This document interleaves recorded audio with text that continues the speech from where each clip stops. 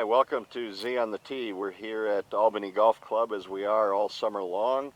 Our June sponsor is Dillman Furniture on Wheeling Avenue in Muncie. Check them out for all your household furniture needs. Tim, we're going to talk about ball position, where the ball should be in our stance to hit the best shot. And let's start with the driver. It's a big club. It's a big shot to hit on most holes in your round. What do we want to do to position that ball? How do we want to tee it up? What are we going to do to get maximum results out of the ball position with the driver? Well, basically with the new drivers, Doug, they recommend that you tee the ball up a little higher and try to hit it above center on the middle of your club face, a little bit above center. Seems to be more where the sweet spot is. As far as ball position on a driver, I try to play everything inside left heel. You want to keep the ball towards the front of your stance to where you can still plane it off there. And even the better golfers nowadays are even hitting up on their driver a little bit to get extra distance instead of down into it. But my ball position, I try to keep it off the left foot, inside the left heel, I tee it up high and try to hit it that way. Now, if I'm playing a hole where it is into the wind and I want to hit it lower, I do not change my ball position with the driver. I just tee it a little bit lower. Okay. Only bad thing about changing ball position with a driver, if you move it back in your stance with a driver, you're going to have to be steeper into the ball to hit it, which probably is going to make it go higher. Do the exact opposite of what you're trying to do. Okay. Well, show us how you're positioning that ball. When I want my feet to be as wide apart as my shoulders, and I want to try to keep the ball forward inside my left heel, towards the front of my stance. See that okay? With my hands out in front of the ball a little bit. But with the tee ball, I always try to keep the ball position in the same spot. If I want to hit it lower, I would just take it and try to tee it down much more. But I wouldn't try to play it back in my stance, because then you're going to have to be steep into the ball, probably going to make you hit it higher and slice it too, the combination of that. Okay, so you've hit your tee shot, you're out in the fairway, you've got a 7-iron to the green. What are we going to do ball position wise with that club? Same thing, or do we alter a little bit? Well, a lot of it has to do with what kind of conditions you have on the shot. If it's a good full swing, not much wind, you got the right club, I'm going to keep that ball, yes, up inside left heel, maybe back just a ½ inch off from where my driver was. Now, if I'm hitting into the wind though, got a shot where it's a strong wind coming at me, I am definitely going to move the ball back in my stance with an iron. By moving it back in my stance and keeping my weight forward and not taking a full swing, more of a punch swing, I can control the ball flight much better. Okay, I see a lot of guys that I play with who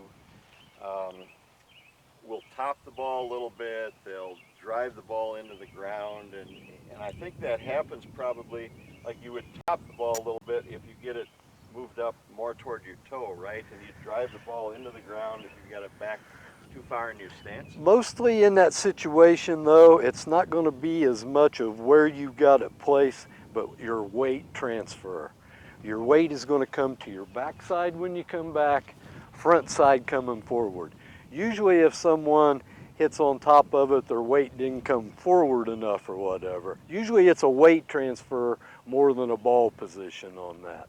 Okay, so to sum it up, keep that ball off your left heel with an iron, maybe back an inch or so, but don't get it outside your Yes, you never want to get it too foot. far forward on your stance. Now, the shorter the iron, if you get into a 8-iron, 9-iron pitching wedge, yes, I'm going to move it back towards the middle of my stance, or maybe even back a little bit more, depending again the wind and what kind of shot you have.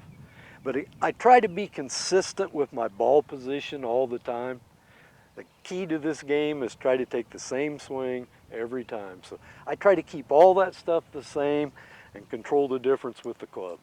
Okay, ball position important, keep it consistent. Okay, we're at number 8 here at Albany Golf Club. A short par 3. It normally plays about 110 yards or so, Tim, but we're using temporary tees up in front of the tee box. We're at 87 yards. The hole is cut up quite a bit, so a couple of different ways to play this hole. There's a narrow green that slopes heavily from back to front. Difficult to get shots to stay on that green sometimes with too much backspin. So there's two ways to play. We can hit a high lofting shot or hit kind of a lower, almost a punch shot. What can you say about those two shots, Tim? Well, basically when I play this hole, where the pin is determines what club I'm going to hit. If it's on the front third, I feel like I can fly a wedge on there and try to back it back down to the hole. Middle of the green to the top, I have to hit something 9-iron, 8-iron. I hit it in there flat and just like hit the green and take one hop and stop. I mean, the slope of the green determines more than the yardage of what club I'm going to hit. Now today we're hitting into the wind a little bit, which is going to make it back up more if you hit a full shot, and then the punch shot probably comes into play a little bit better on a day like this. Okay, well, we're going to hit shots here, and 87 yards, this distance is not conducive to anything I have in my bag. That 60 to 90, 95 yard area is a bad distance for me. What I'm going to do, I got a 9-iron, I'm just going to try to make kind of a long chip shot here. You don't see a lot of the tour pros doing that, but well, I'm going to try it. You'd be surprised how many of them really do hit what they call a sawed-off shot, where they hit the ball and don't follow through. They stop their hands, and they do that a lot more than what you think.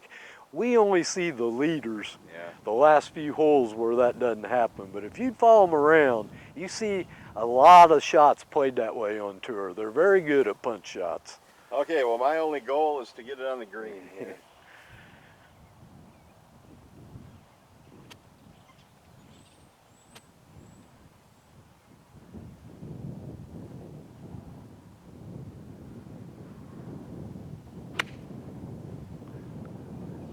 I don't think it's far enough. Oh, it is.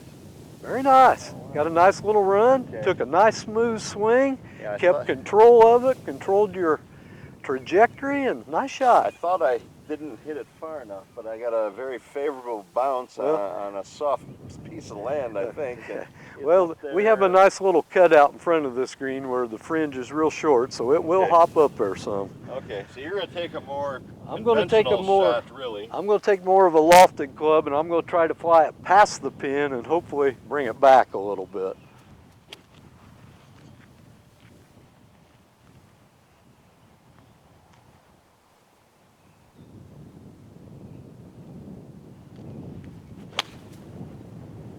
Too hard.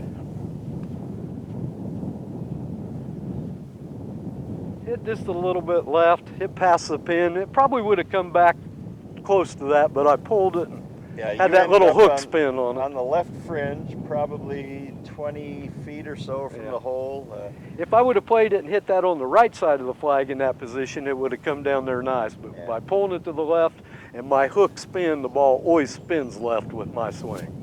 Nonetheless, two birdie opportunities, one from the green, one from the fringe, so we're in good shape. A lot of places on this hole you can be that are a lot worse than them two, that's for sure. Yeah.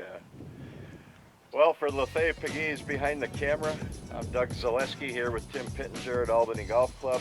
Thanks to Dillman Furniture, our June sponsor, and thanks for checking us out on Z on the Tee.